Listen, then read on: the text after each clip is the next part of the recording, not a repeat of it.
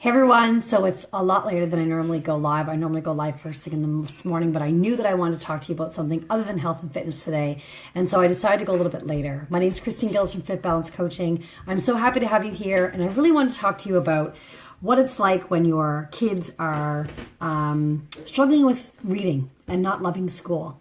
I have 3 kids, 11, 9, and 7, and I've been teaching school for 15 years. And I want to do this blog series to basically kind of talk about some of the things that we are experiencing in our school system. And I mean, I'm in the same school system that my children work in, and that they live in. I am a part of the product. I am part of the problem. I am trying to be part of the solution within our system.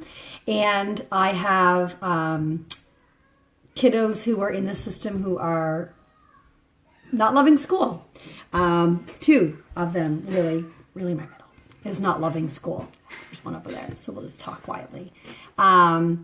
And some of the signs that you can expect with your children and what sorts of things they are experiencing, what sorts of things you can do as parents just to kind of bridge that gap and reduce some of their anxieties. I know that in the classroom, I see a wide range of abilities come through my classroom. I teach grade 1. So I have children who are reading at grade level, children who are reading beyond grade level, children who are not yet reading, who come with a whole bag of difficulties and struggles, who also come with some things in place, and some children come to school with not as many things in place.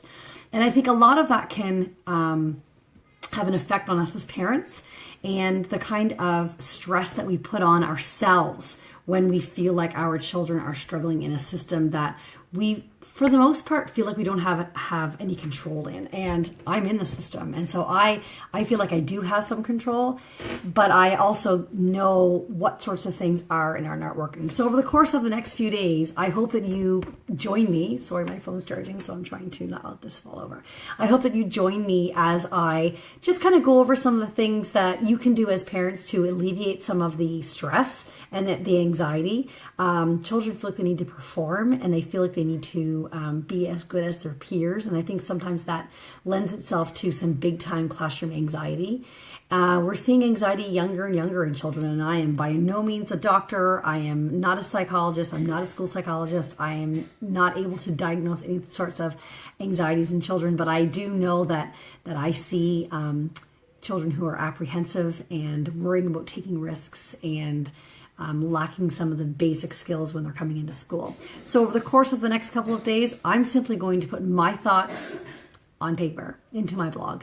So I hope that you enjoyed this first blog that I'm going to share with you tonight. And over the course of the next couple of days, it's just an opinion piece. It's really just me kind of getting my thoughts out there, knowing what we're working with at home, and 2 boys who really wish that school was over and that it's May, and they really, the homework and the homework logs and the reading logs, and they don't even really get homework. Let's be honest. Kids do not get the same kind of homework that we got, but it's just knowing what children go through with behavior and some of the behaviors that we see in our children, me specifically in my children, and what I know, what that translates into the work that they are producing and what they're able to produce and what that all encompasses. So hope you enjoy.